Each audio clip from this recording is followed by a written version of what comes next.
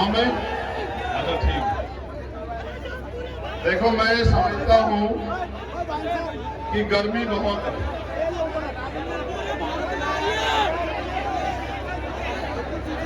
और ये सब लोग बार बार कह रहे हैं अनुशासन में आ जाओ, अनुशासन में आ जाओ, लेकिन मैं मानता हूं कि जितनी जगह है उसके 3 गुना लोग हैं, तो अनुशासन कैसे हो जाएगा आप बताओ।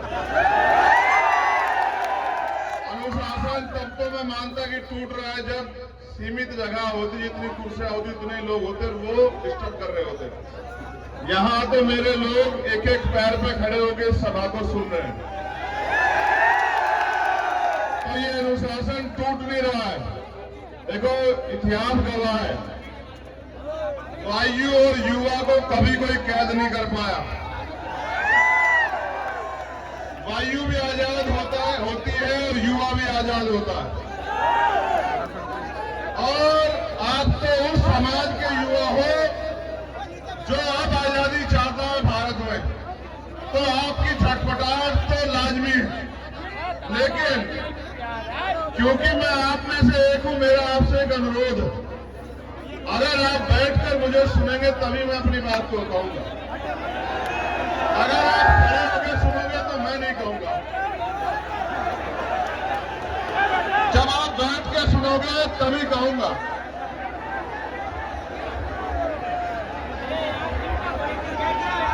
शासन प्रशासन के लोग तो बेचारे खड़े रहे, उनकी ड्यूटी जिम्मेदारी है, लेकिन हमारे लोग खड़े रहे ये उनकी जिम्मेदारी नहीं है। उनकी जिम्मेदारी तो है कि वो बैठ जाएं,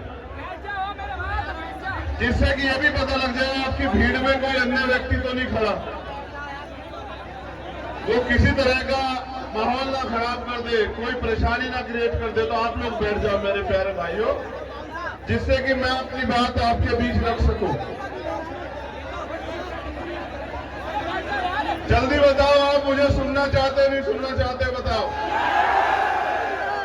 1 मिनट का समय।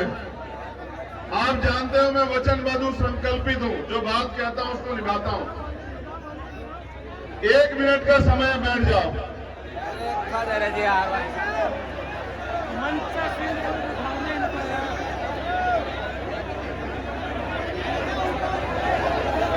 बैठ जाओ। 30 सेकंड बाकी रही है। 20,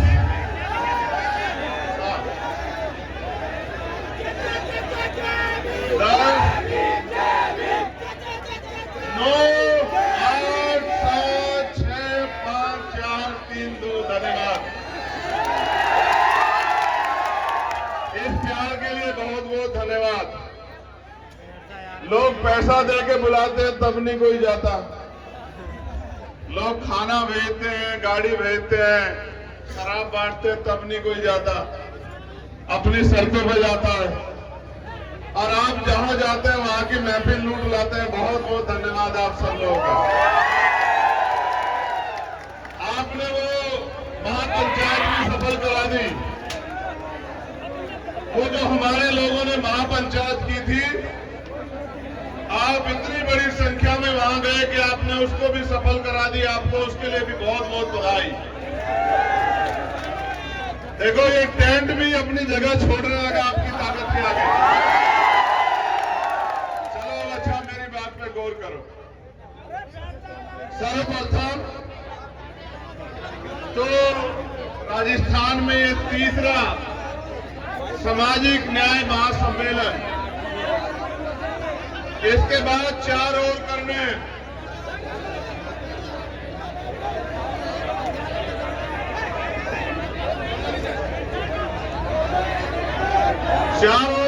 इसके बाद 3रा है ये नैनवा, आदरा और अब ये गंगापुर सिटी। इसके बाद 4 और करने, बाकी 4 संभाग में। फिर एक ऐतिहासिक करेंगे जयपुर में, राजधानी में, भोपाल की तरह। और उस दिन सरकार को और राजस्थान को संदेश देंगे कि अगर आप ये चाहते हो कि आपका आदमी सीएम बने तो किससे मांगने का काम बंद कर दो। अगर आप ये कहोगे कि हमने सम्मेलन बुलाया है, भाई हमने महापंचायत बुलाई है इसलिए कि हमारे आदमी को सीएम बना दो, मांगने से कहने से कोई आपके आदमी को सीएम बनाएगा क्या?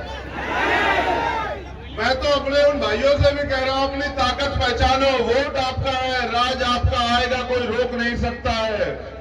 राजस्थान में नहीं पूरे भारत में आएगा, कुछ दिन की बात है, आप देखते जाओ, आपका राज आएगा, ऐसा राज आएगा जिसके बाद शायद कभी कोई दुनिया में भारत के अंदर चुनाव लड़ने की इच्छा ही ना करे, सब खुश हो जाएंगे, मेरा मानना है।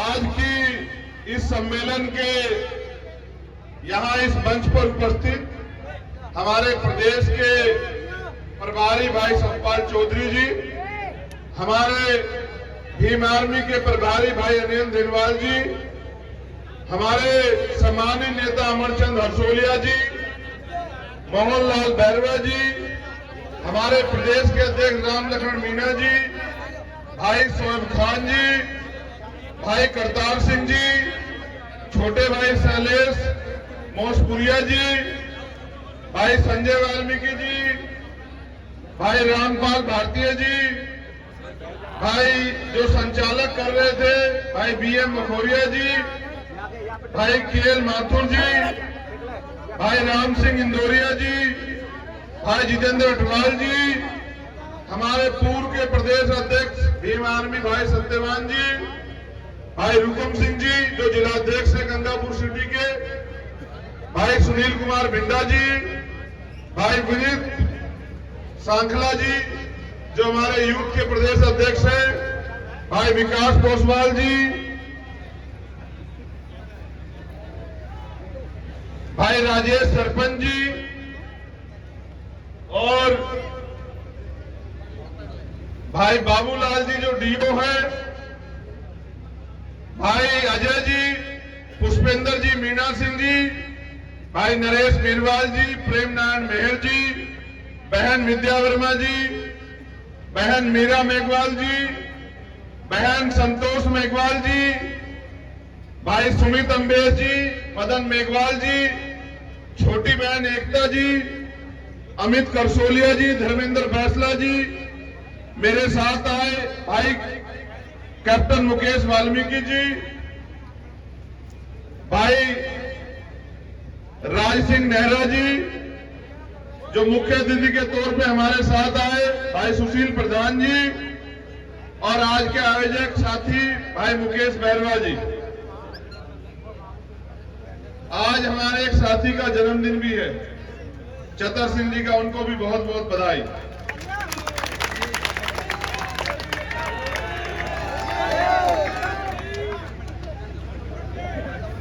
एक बहुत जरूरी मामला, क्योंकि शासन प्रशासन और मीडिया के लोग भी यहाँ हैं, उनकी जानकारी में देना है कि कल वो इस बात को जरूर लिखे कि भाई पृथ्वीराज बैरवा जी को क्यों आरएएस में सिलेक्शन होने के बाद उनको टर्मिनेट किया गया, नियुक्ति क्यों नहीं दी जा रही है, सरकार इस बात का जवाब दे। भाई डॉक्टर प्रोफेसर रमेश बैरवा जी को क्यों एपीओ किया गया है, सरकार इसका जवाब दे। अब मैं आपसे जो बात कहने वाला हूं उस पर आप गौर करें। यहाँ जितने लोग मंच पे हैं सम्मानित है, उससे ज्यादा सम्मानित है आप सब लोग जो सामने बैठे हैं, मेरे नौजवान भाई, हमारे सम्मानित बुजुर्ग, और यहाँ जो किसी से कुछ नहीं कहती मेरी माए बहनें और हमारी छोटी छोटी बच्चियां, उनको बहुत बहुत धन्यवाद। देखो ना उनको कोई अनुशासन को कहता, ना कहता बैठ जाओ, जिसको जहां जगह मिली है मेरी मां बहन को वो वहीं बैठी हुई है। मैं आपका दोनों हाथ जोड़ के धन्यवाद करता हूं। जो धैर्य मात्र शक्ति में है वो कुदरत ने दुनिया में किसी को नहीं बख्शा, जीव को। जो दुनिया में अगर सबसे ज्यादा धैर्य किसी को दिया वो हमारी मातृ शक्ति को दिया, हमारी बहनों माओ को दिया, अपनी बच्चों को दिया। बहुत बहुत धन्यवाद आपका। सम्मानित साथियों, हम गंगापुर में हैं, लेकिन पता नहीं हमारे अधिकारों की गंगा कब आएगी। इतने दिन हुए हमें गंगा में डुबकी लगाते हुए, आज तक तो हमारे अधिकारों की गंगा हमारे पास नहीं आई।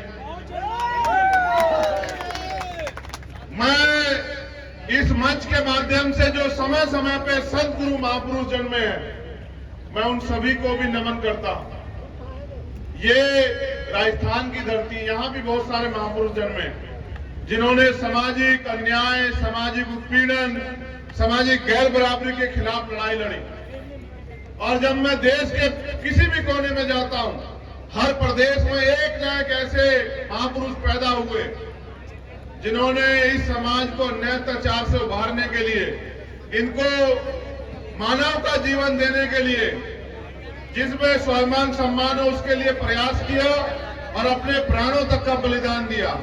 मैं बात कर रहा हूं महामानव तथागत बुद्ध की, मैं बात कर रहा हूं संत कबीर गुरु रविदास जी की, मैं बात कर रहा हूं भगवान वाल्मीकि, गुरु नानक, गुरु घासीदास की, मैं बात कर रहा हूं बाबा रामदेव की, मैं बात कर रहा हूं राष्ट्रपिता ज्योतिबा फूले, छत्रपति साहूजी महाराज, पेरियर रामास्वामी नायकर, पेरियर लल्ली यादव, मामना रामस्वरूप वर्मा, सर छोटू राम, बाबू जगदेव प्रसाद कुशवाहा, जननायक कपूरी ठाकुर की, मैं बात कर रहा हूं कुमाराम आर्य जी की, मैं बात कर रहा हूं धन सिंह कोतवाल जी की, मैं बात कर रहा हूं परम पूज्य बाबा साहब अम्बेडकर की, मैं बात कर रहा हूं मान्यवर दीना भाना वाल्मीकि की, मैं बात कर रहा हूं अपने समय समय पे जन्मे संतों गुरुओं महापुरुषों की।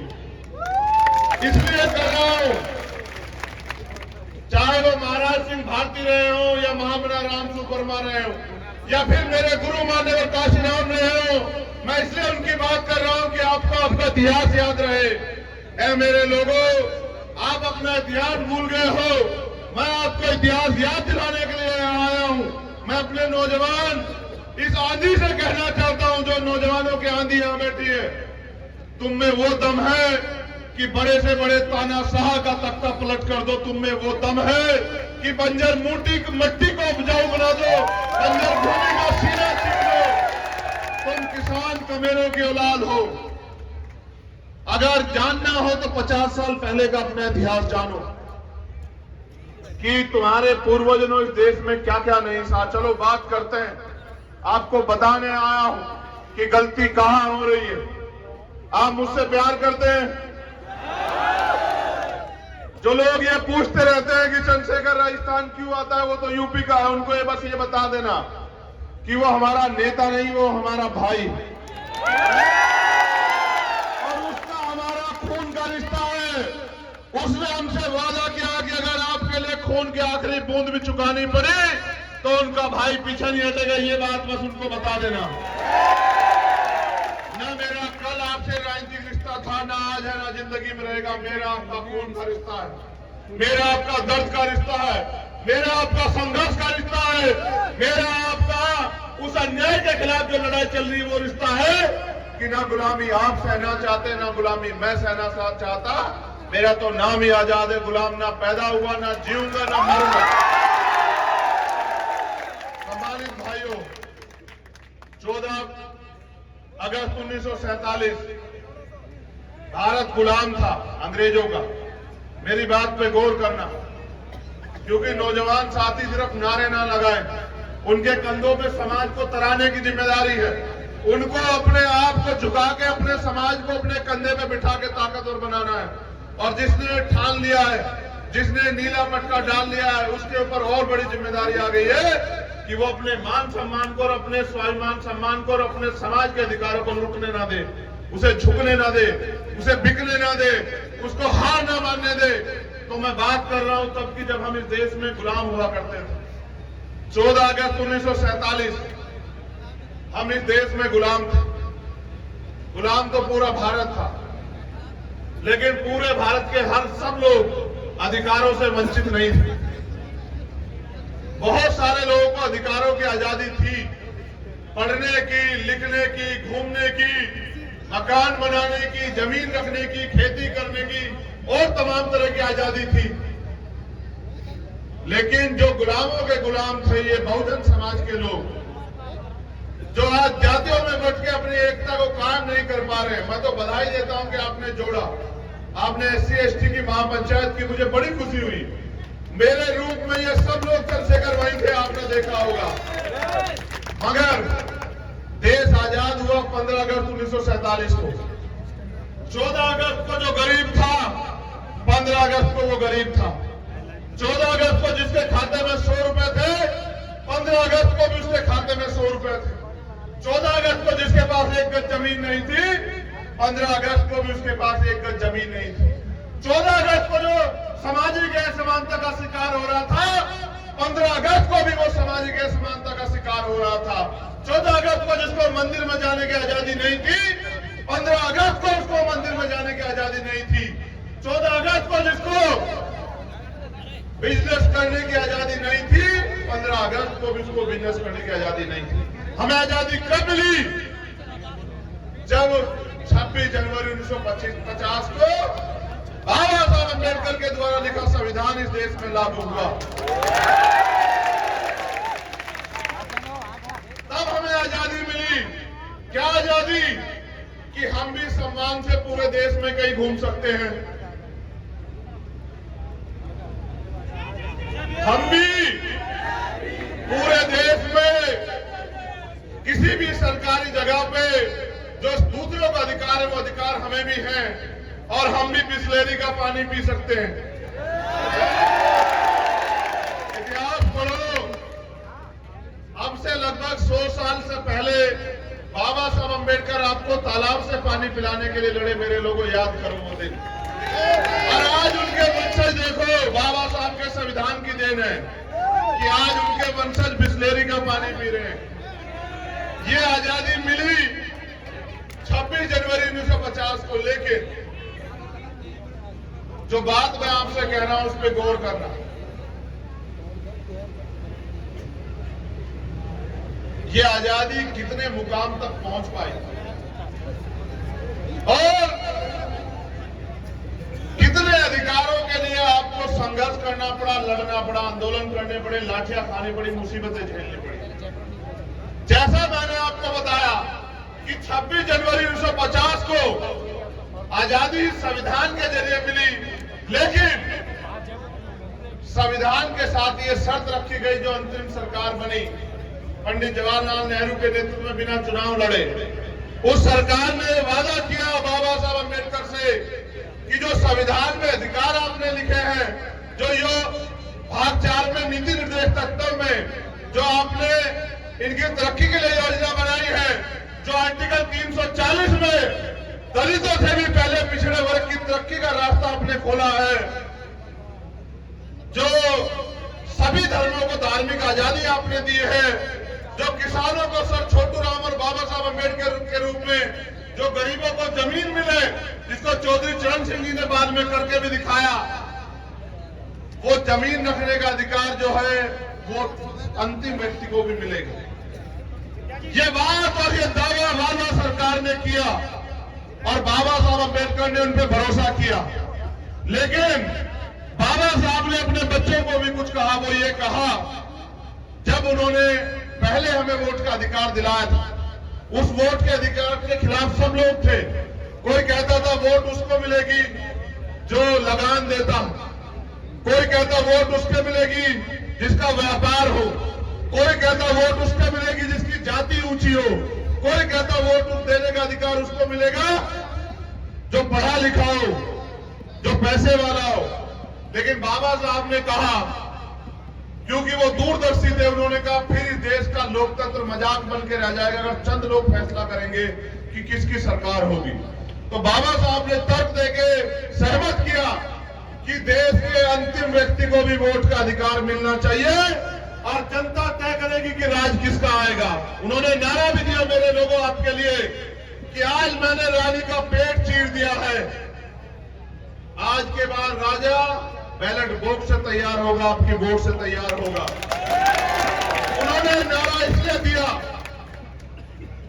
कि उनको ये भरोसा था कि उनकी आने वाली पीढ़ियां पढ़ लिख के अपनी वोट की ताकत को समझेंगी और वो 21वीं सदी में जब 2023 चल रहा होगा वो पंचायत करके हाथ फैला के मांगेगी नहीं कि लाओ हमें मुख्यमंत्री का पद दे दो। वो ऐसे नहीं मांगी, ऐसा भरोसा नहीं था बाबा साहब अम्बेडकर।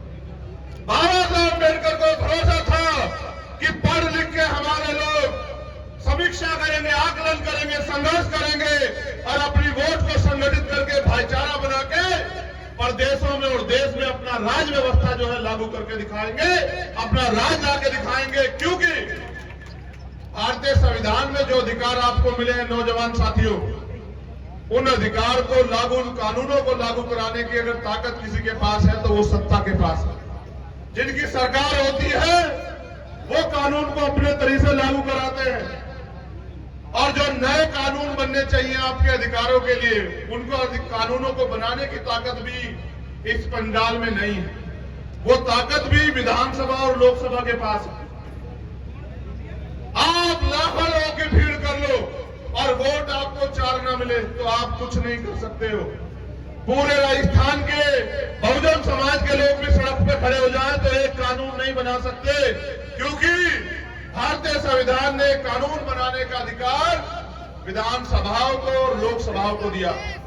बाबा साहब अम्बेडकर को भरोसा था कि उनकी आने वाली पीढ़ी आकलन करेगी, क्योंकि वो ये जानते थे कि जिन लोगों के हाथ में सत्ता है वो मेरे लोगों को कुछ नहीं देंगे, वो बिल्कुल कुछ नहीं देंगे। वो तो मेरे लोगों का जो अधिकार मैंने संविधान में सुरक्षित किए हैं वो तो उनको भी छीनने का काम करेंगे, समय समय पे उनको भी लूटने का काम करेंगे। आज देखो ऐसी हालात है।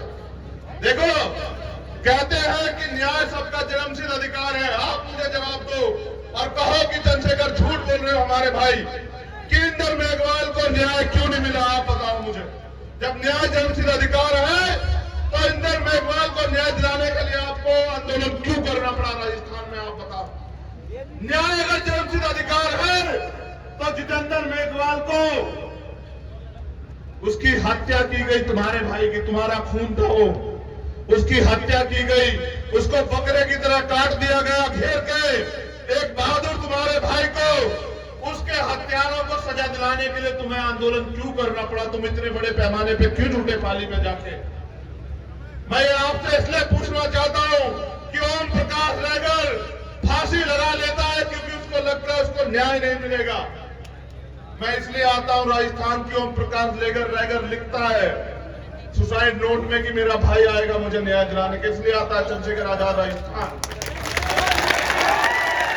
मैं पूछना चाहता हूं, आप लाखों की संख्या में जयपुर में इकट्ठा हुए थे, बताओ कार्तिक भील को न्याय क्यों नहीं मिला। मुझे बताओ, मैं जानना चाहता हूं आपसे।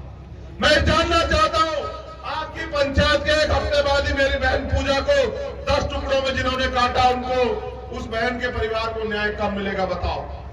मैं जानना चाहता हूं कि बलौतरा में जिस बहन को अन्याय का सामना करना पड़ा, उसको जला दिया गया, उसको न्याय कब मिलेगा बताओ। ये मैं जानना चाहता हूं आप लोगों से।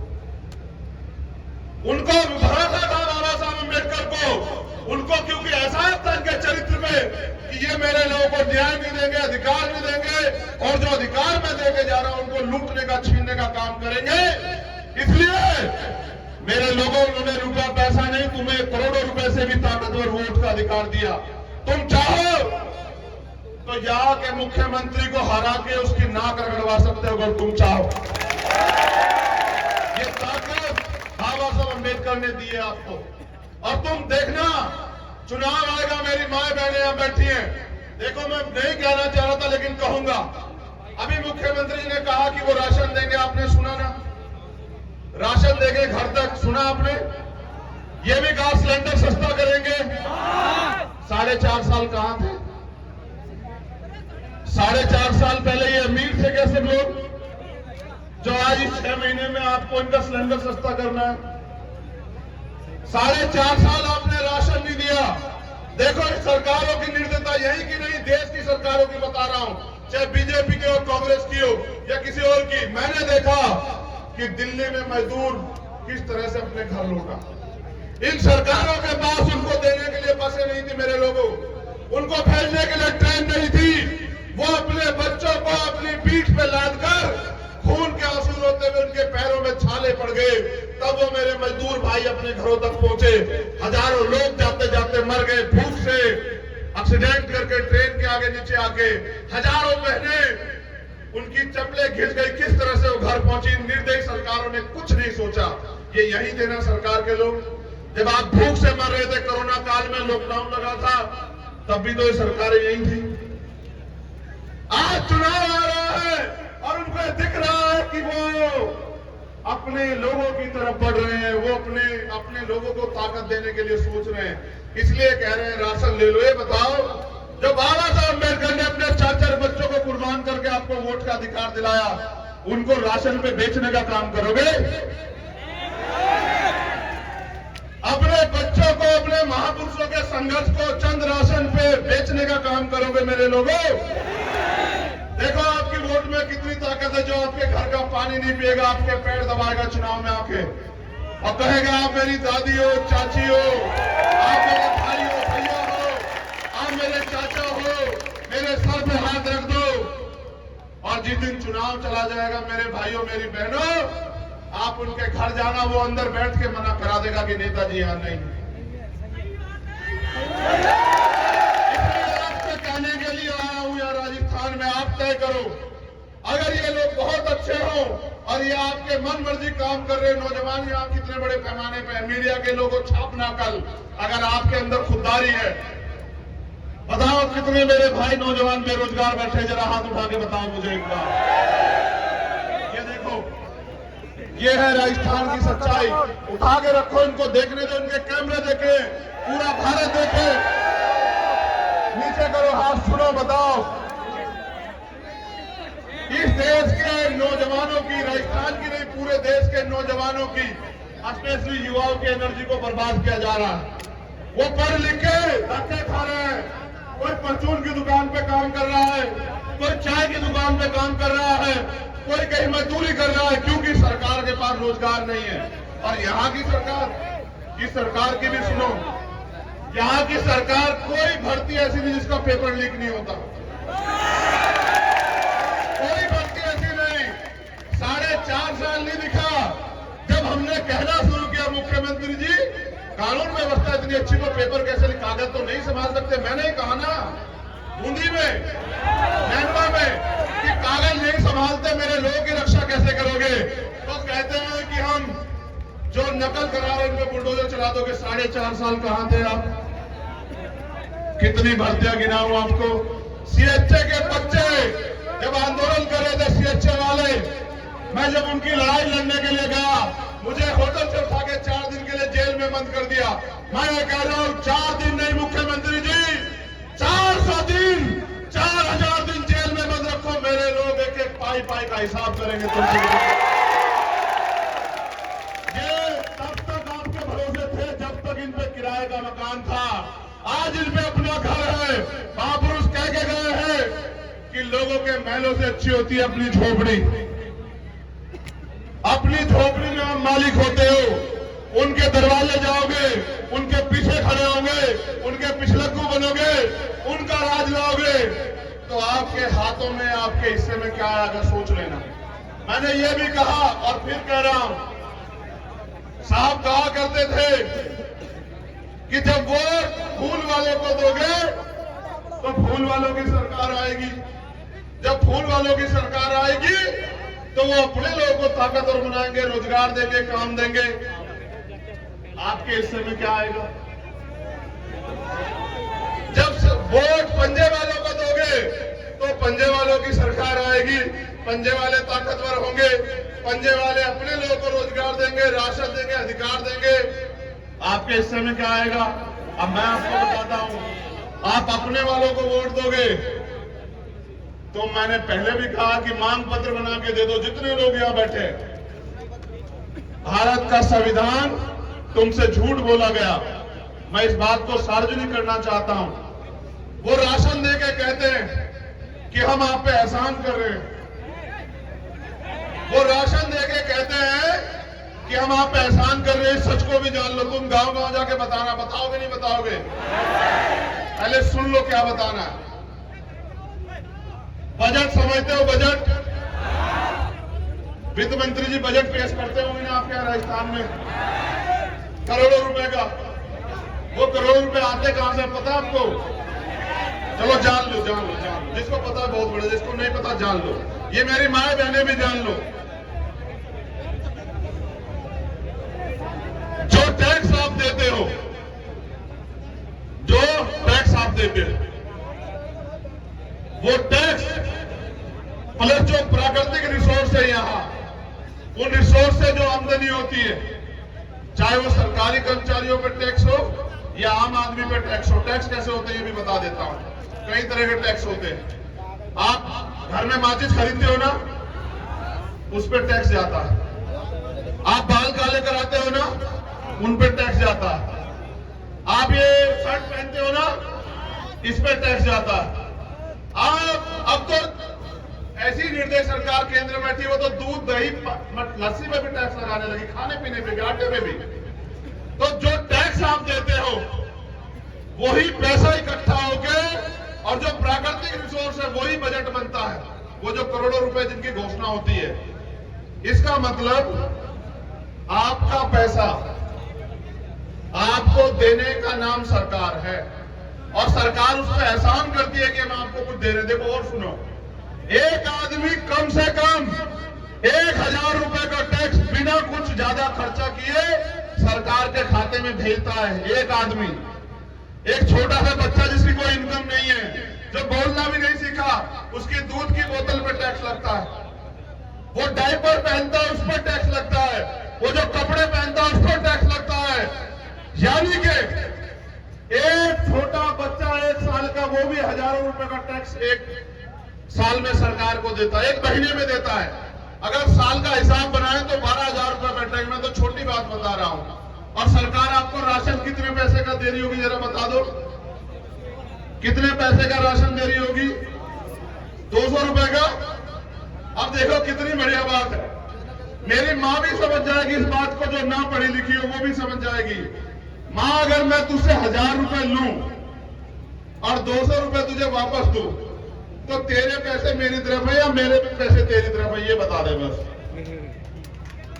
किसके पैसे किसकी तरफ है बताओ। अगर किसी माँ ने या भाई ने मुझे 1000 रुपए दिए और मैंने उसको 200 रुपए वापस लौटा दिए, तो किसके पैसे किसकी तरफ है? आपके 800 रुपए मेरी तरफ है। आप 1000 रुपए का टैक्स देते हो महीने में, एक आदमी। सरकार 200 रुपए का राशन देती है, फिर भी आंख दिखाती है, आपका पैसा आपको दे रही है, 800 जेब में भी रख रही है और फिर कह रही है कि हम आपको राशन दे रहे हैं। मैं आपको बताता हूं कि भारत के संविधान दुनिया का सबसे अच्छा संविधान है और वो संविधान अंतिम व्यक्ति को भी रोटी, कपड़ा, मकान, इन तीनों चीजों की गारंटी देती है कि हर व्यक्ति को रोटी मिलेगी भरपेट, हर व्यक्ति को पहनने के लिए कपड़ा मिलेगा और हर व्यक्ति को ढकने के लिए सर, छत मिलेगी, मकान मिलेगा। ये गारंटी कौन देता है? सरकार नहीं देती। कौन देता है? संविधान देता है। उसी संविधान के अनुसार सरकारें बनती हैं। ये आपसे झूठ बोलते हैं, ये आके आपको गुमराह करते हैं, बड़े बड़े वादे करते हैं। क्यों? क्योंकि आपके पास वोट है। ये आपकी बस्तियों में आते हैं इसलिए कि आपकी वोट को लूट सके।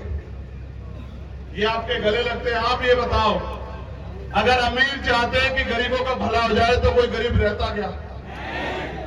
ये माए सुने, ये मेरी बहनें सुने, अमीरों के कुत्ते घी खाते हैं, अमीरों के कुत्ते इसी में सोते हैं और मेरे लोगों के तन पे कपड़ा नहीं दिया है सरकारों ने हमें। ये है सच्चाई इस देश की और ये सच्चाई है प्रदेशों की। पीने के लिए मेरे लोगों में पानी नहीं है, इनका कुत्ता जो है बिस्लेरी में नहाता है। ये है सच्चाई इस देश की। लेकिन आप इनके बातों में आ जाते हो और फिर इनको ताकतवर बना देते हो। मेरे पिताजी कहा करते थे कि अजमाए हुए को अजमाना नहीं चाहिए। जिनको अजमा चुके और अजमा के देख चुके कि मैंने वहां कहा बांद्रा में कि अगर आप गलती कर बैठते हो, मैं गंगापुर सिटी में भी कह रहा हूं, तो 5 साल जो खाल उतरेगी हमारे लोगों की, जो अन्याय सहना पड़ेगा हमारे लोगों को, जो रेप हत्याएं होंगी, जो पूजा भील को टुकड़ों में काटा जाएगा, उसके जिम्मेदार आप भी होंगे। इस बात को आप लोग याद रखना, क्योंकि आपकी गलती, आपकी लापरवाही, क्योंकि वोट का अधिकार आपको बिकने के लिए नहीं मिला। वोट का अधिकार आपको गुलामी से मुक्ति के लिए मिला है। वोट का अधिकार आपको ताकतवर बनने के लिए मिला है। अगर आप अपनी वोट का प्रयोग गलत कर देते हो तो जो अन्याय होगा उसका खामियाजा आपको भुगतना पड़ेगा, उसके जिम्मेदार भी आप होंगे। दूसरा, काशीराम साहब ये कहते थे कि वोट की रक्षा कैसे करनी है, जैसे बहन बेटियों की रक्षा करते हैं। तो आपकी वोट इतनी सस्ती नहीं मेरे लोगों कि थोड़े से पैसे शराब या राशन में किसी को दे दो। ये तो सरकारों को देना ही है। आप वोट अपनी ताकत बनाने के लिए दो। मैंने अभी 4 दिन पहले 2 लाइनें लिखी थी, आपने अगर पढ़ी हो मेरे ट्विटर हैंडल पे, राजेश अगर पढ़ी हो, मैंने लिखा था कि निकाल लाया हूं परिंदों को पिंजरों से, निकाल लाया हूं परिंदों को पिंजरों से। अब बस परिंदों के दिमाग से पिंजरा निकालना बाकी है। गुलामी बेबसी में आपका अपना मकान न होने के कारण आप लोग रह रहे थे, उस कमरों से आपको निकाल लाया हूं मैं। अब बस आपके दिमाग से बात निकालनी है कि जब वोट देके आप उनकी सरकार बना सकते हो तो अपनी भी बना सकते हो। वो जो नारा दिया महापुरुषों ने कि वोट हमारा राज तुम्हारा, अभी मुझसे एक हमारे साथी केपी सिंह जी ने सुबह कहा कि देखो महापुरुष कह के गए कि वोट हमारा राज तुम्हारा, नहीं चलेगा नहीं चलेगा। लेकिन यहाँ राजस्थान में क्या हो रहा है कि वोट तुम्हारा राज हमारा, यूं ही चलेगा यूं ही चलेगा, क्योंकि मेरे लोग गुलामी छोड़ना नहीं चाहते। कार्तिक भील का परिवार 3 महीने सड़क पे धूल फांकता है, उसके बच्चे खून के आंसू रोते हैं। क्या जवाब दूं मैं उसको, उस परिवार को कि जो जिस पे आरोप है वो कांग्रेस का विधायक है, इसलिए उसका कुछ नहीं हो सकता है। तो कानून बराबर कैसे हुआ? मैं मुकेश वाल्मीकि जी यहां बैठे, इनका बेटा हर्षाधिपति वाल्मीकि, एक आपका अपना खून, आपका भाई अधिकारी, उसको एक विधायक जाके पीटता है, 22 जगह से उसकी जो है उसकी हड्डियां फ्रैक्चर हो जाती है और उसको मरा हुआ समझ के छोड़ देता है। वो तो आपका खून था कि उनसे नहीं मरा, इतने लोगों से भी वो आपका बलशाली खून था, वो नहीं मरा। आज वो अपने पैरों पे खड़े होने की स्थिति में है, वो भी बेड पे उठ जाएगा, जैसे आप उठ के खड़े हुए वो भी उठ जाएगा। लेकिन जवाब दो कि एक दिन में उस विधायक की जमानत हो जाती है, तो मैं क्या जवाब दूं? अगर तुमने ऐसा कर दिया होता, पृथ्वीराज बैरवा ने क्या किया? जो भारतीय संविधान का आर्टिकल 51 कहता है कि अंधविश्वास पाखंडवाद के खिलाफ बोलो, वैज्ञानिक दृष्टिकोण अपनाओ, ये करने पे उसकी नौकरी छीन ली गई और हमारे भाई की हत्या करने के प्रयास करने वाले पे एक दिन में जमानत। तो कानून किसके लिए बराबर हुआ? देखो, मैं तो आपसे कहना चाहता हूं, अगर आपको एक गुलामी की जिंदगी पसंद आ रही है मेरे लोगों, सच्चे मन से कह रहा हूं, तो फिर कोई जरूरत नहीं इसको बदलने की। और अगर आपके अंदर ये बेचैनी झटपटाहट हो कि यार हम सबको आजमा के देख चुके, हमने सब पे भरोसा किया, कोई कुछ करता तो है नहीं हमारे लिए, लड़ने के लिए तो फिर भी हमारे भाई को आना पड़ता है, तो उसको ही ताकत दे दो इस बार। तो फिर मैं गारंटी से कहता हूं कि आपकी तरफ आंख उठाने से पहले, आपको घोड़ी से उतारने से पहले, मूछे रखने, घड़ा छूने पे, आपकी हत्या तो बहुत दूर की बात है, आपकी तरफ आंख उठाने से पहले भी 1000 बार सोचेंगे लोग ये बात याद रखें। क्या मैंने कभी आपसे कोई बात झूठी कही है? बताओ। मैंने 16 महीने जेल काटी, 10/6 की एक उसमें काल कोठरी में, मेरे पुराने लोग जानते हैं। मैंने सरकार से कभी ये नहीं कहा कि मुझे छोड़ दो, मैं डर गया। मैंने सरकार से ये कहा कि इंतजार करो किस दिन मेरे लोग मेरी बात के साथ खड़े हो जाएं, फिर मैं बताऊंगा कि किसी गरीब के बेटे के साथ अन्याय कैसे होता। फिर ये याद रखना। मैंने दिल्ली के आंदोलन में 250 लाठियां खाई, जो लोग गए थे वो जानते हैं कि 12 दिन में सीधा नहीं लेट पाया, क्योंकि पुलिस, देखो मैं पुलिस से इसलिए कुछ नहीं नाराजगी जाहिर करता, पुलिस सरकार की होती, पुलिस से मेरी नाराजगी नहीं है, वो नौकर है बेचारे, उनकी नौकरी है, जो सरकार के लोग आदेश करेंगे उनको करना पड़ेगा, वो कर्मचारी है, वो सेवक है। लेकिन उन्होंने 250 लाठियां मुझे मारी और मुझसे पता क्या कहा कि गृह मंत्री से माफी मांग लो। तो मैंने कहा कि चंद्रशेखर आजाद पैदा हुआ है, ये उस समाज का सम्मान है, ये झुकेगा नहीं, मर तो सकता है लेकिन झुकेगा नहीं। मेरी ताकत आपको, मैंने आपको देखा, मैं जब हेलीकॉप्टर से आ रहा था ना, देखो मुझे कोई शौक नहीं हेलीकॉप्टर में आने का, मैं सच बता रहा हूं। मैं तो एक गरीब का प्राइमरी स्कूल के हेडमास्टर का बेटा हूं। मैं बताता हूं, मुझे बताने में कोई अपमान नहीं है कि मेरी मां घास काट के लाती थी खेत से और सर पे उठा के 40 किलो की गठरी और आके वो दूध बेच के उसने हमें पाला, 6 बहन भाइयों को। मैं जानता हूं गरीबी कैसे होती है। मैंने देखा कि मेरे पिताजी ने मुझे वर्दी दिलाने के लिए, सर्दी में मुझे जूते दिलाने के लिए अपने लिए कपड़े नहीं बनाए। मैं जानता हूं गरीबी को। मैं गरीबी से निकल के आके खड़ा हुआ हूं यहां। मेरे बहुत कुछ शौक नहीं है, मुकुट पहनने के, हेलीकॉप्टर में घूमने के नहीं, इसकी ऐसे शौक नहीं रखता हूं। एक ही शौक रखता हूं, एक ही संकल्प करके बैठा हूं, माला नहीं पहनता हूं। आप लोग जानते हो कि माला नहीं पहनता हूं। क्यों नहीं पहनता आपको पता है? क्योंकि जिस दिन हाथरस में मेरी बहन के साथ अन्याय हुआ, मैंने अपनी मां को वचन दिया था कि जब तक इस देश में हमारा प्राइम मिनिस्टर नहीं बनेगा तब तक मैं माला नहीं पहनूंगा, चाहे कुछ हो जाए। और वो दिन है, 2 साल से ज्यादा का समय हो गया, मैं वचन का पक्का हूं। मैं आपको भी वचन दे रहा हूं, चाहे गरीबी आपकी समस्या हो, बेरोजगारी आपकी समस्या हो, महंगाई आपकी समस्या हो, अन्याय अत्याचार आपकी समस्या हो, सामाजिक अपमान आपकी समस्या हो, आप सिर्फ मांग पत्र बना के मेरे साथ खड़े हो जाओ। जिस दिन आपकी ताकत यहां बनेगी, मैं इसकी अगले दिन घोषणा करवा के दे दूंगा, मेरा वादा है आप लोगों से। और देखो,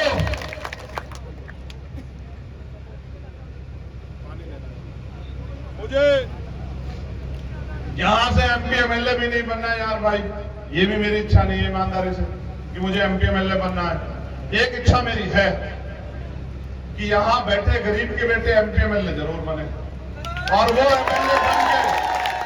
एमएलए बन के उन माओं के आंसू पूछने के काम करे, बुजुर्गों के दुख बांटने का काम करे, जिनको व्यवस्था ने ठग लिया, जो सिर्फ चुनावी पैर छुआऊ होते हैं बेचारे, उनके दुख, उनके आंसू पूछने काम करें। देखो तो जाके सही कि जब गरीब अपनी बेटी की शादी करता है तो साहूकार से पैसा लेता है उधार, और फिर सालों उसकी पीठ जो है छल्ली हो जाती है उस उधार को उतारने में। अगर अपने बच्चे को डॉक्टर इंजीनियर बनाना चाहे तो वो उधार लेता है, लोन लेता है, कर्जा लेता है, उसकी जमीन गिरवी रख जाती है और ताकतवर उसकी जमीन छीन लेता है। मैं बस उनके चेहरों पे खुशी देखना चाहता हूं, उनके साथ हो रहा अन्याय बंद करवाना चाहता हूं। मैं चाहता हूं कि हर गरीब के बेटे को, चाहे वो कितनी अच्छी शिक्षा लेना चाहे, मुफ्त की शिक्षा मिले, फ्री शिक्षा सबके लिए, कोई किसी जाति धर्म का हो, सबको मिले, कि कोई ये ना कहे कि हमें नहीं मिल रही। और क्योंकि मैंने अपने पिता को अपने हाथों में खोया, क्योंकि मैं पैसे वाला नहीं था, अपने पिताजी का प्राइवेट हॉस्पिटल में इलाज नहीं करा पाया। मैंने उनको भी उस दिन वचन दिया, उनके अंतिम दिन उनके 100 पे हाथ रखे कि मैं कोशिश करूंगा, पूरी मेहनत करूंगा ईमानदारी से, कि कोई गरीब मेरा आपके जैसा आने वाले समय में अपनी बहन, भाई, बेटे, बच्चे, पत्नी, पिता, मां को इसलिए ना खो दे कि उसकी जेब में इलाज के लिए पैसे ना हो। बस ये लड़ाई कि सबको, अगर संविधान सबको बराबरी के अधिकार देता है तो फिर वो बराबरी के अधिकार जमीन पे भी मिलने चाहिए। अगर संविधान सबको आगे बढ़ने की इजाजत देता है तो वो इजाजत जमीन पे भी मिलनी चाहिए। मैं आपसे एक चीज और कहना चाहता हूं, बैरिकेडिंग बहुत तोड़ते हो आप लोग। मैंने पूछा इससे बैरिकेडिंग क्यों नहीं लगवाई, तो कहा इस आंधी ने बैरिकेडिंग तोड़ दी। तो चलो ये तो मैंने मान लिया, बस ये बेड़ियां कब तोड़ोगे ये भी बता दो, जो गुलामी की बेड़ियां आपके आसपास लगी।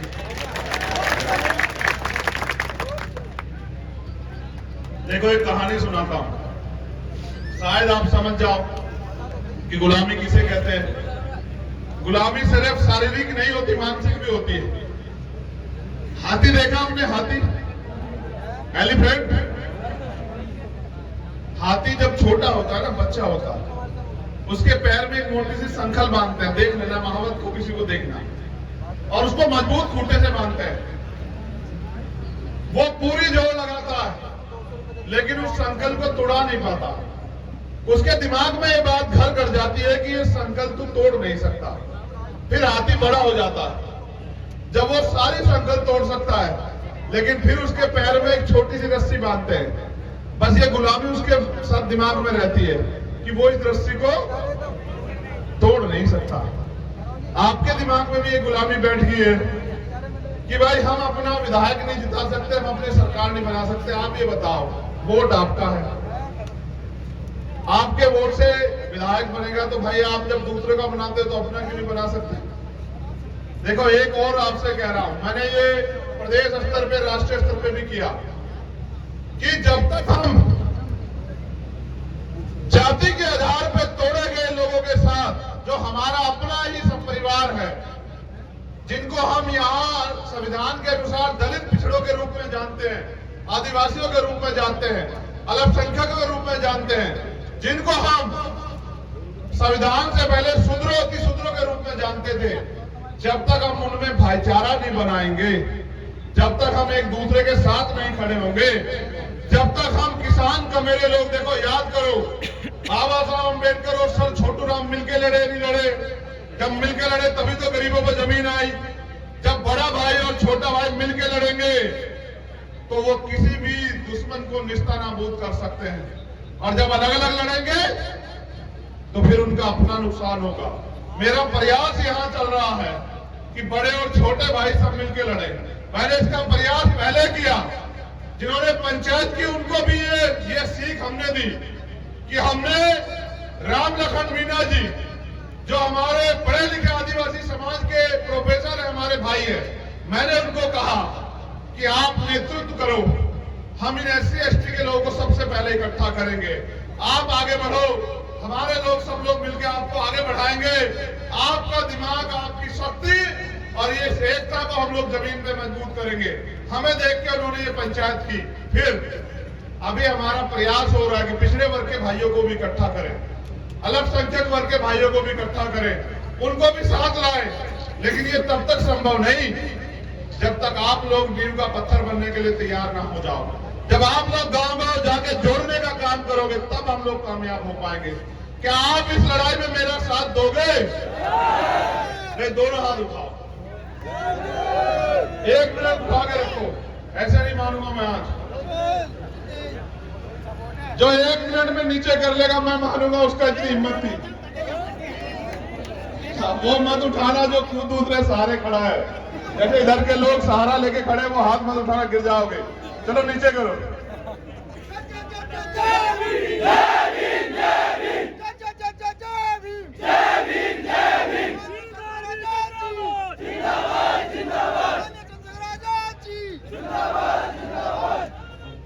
हेमराज बैरवा कहाँ है? क्या हेमराज बैरवा मुझे सुन रहा है? सनो बद्रीलाल बैरवा, ग्राम भंडारी, जिला दौसा। तुम्हारे जीजा जी खड़े हैं, कुछ जरूरी काम है सड़क पे, जरा एक बार मिल लो जाके, उनको जाने दो, रास्ता दे दो। मेरे नौजवान साथियों, रास्ता दे दो। देखो, मैं आपसे विदाई लेना चाहता हूं इस उम्मीद के साथ कि इस बार किसी का पैसा, किसी का राशन और किसी की झूठी बातें आपके मेरे बीच में दूरी नहीं बना पाएंगी। किसी की झूठी बातें आपको और मुझे अलग नहीं कर पाएंगी। क्या ये मैं मानूं कि गंगापुर सिटी और इसके आसपास के जो इस संभाग के लोग हैं वो इस बार मुझे ताकत देने का काम करेंगे? आश्वस्त हो जाऊं? पहले जवाब दो। ऐसा तो नहीं कोई पैसा देगा तो भूल जाओगे? पहले रुक जाओ, माओ से पूछ लेते हैं। माँ बहनें खड़ी है, माँ तुम लोग पीछे हो जाओ जरा से। बताओ, मेरी माँ बहनें खड़ी हैं, बेटा चाहिए पैसा चाहिए? बताओ। नहीं, दोनों हाथ उठा के बताओ, बेटा चाहिए, भाई चाहिए, पैसा चाहिए? चलो ठीक है, रुक जाओ। सिर्फ नौजवान साथी बताओ, भाई चाहिए या पैसा चाहिए? बताओ। आवाज कम है, मजा नहीं आ रहा है। जब मैं पूछूंगा तब बताना, भाई चाहिए या पैसा चाहिए? अच्छा, अब मैं अपने सम्मानित बुजुर्गों से पूछना चाहता हूं, आपने गरीबी झेली, अन्याय झेला, कोई आपके आंसू पूछने नहीं आया। आपको अपना बेटा चाहिए या पैसा चाहिए, बताओ। जोर लगा के बताओ, बेटा चाहिए या पैसा चाहिए। तो फिर मैं आपसे वादा करता हूं कि दुनिया की कोई ताकत आपको कामयाब होने से नहीं रोक सकती, अगर आप तैयार हो तो।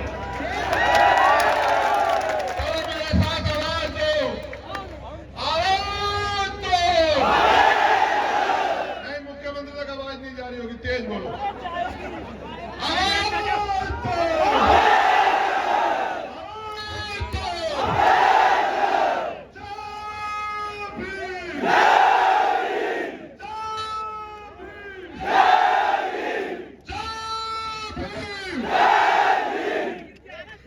बहुत धन्यवाद। मैंने आपको धूप में खड़े देखा, मैंने आपको इस गर्मी को सहते देखा, अगर मैंने आपके हौसलों को भी देखा। इस प्यार के लिए बहुत बहुत धन्यवाद। आपके इस प्यार की कीमत खून का एक कतरा चुका के देगा आपका भाई, आपसे वादा है।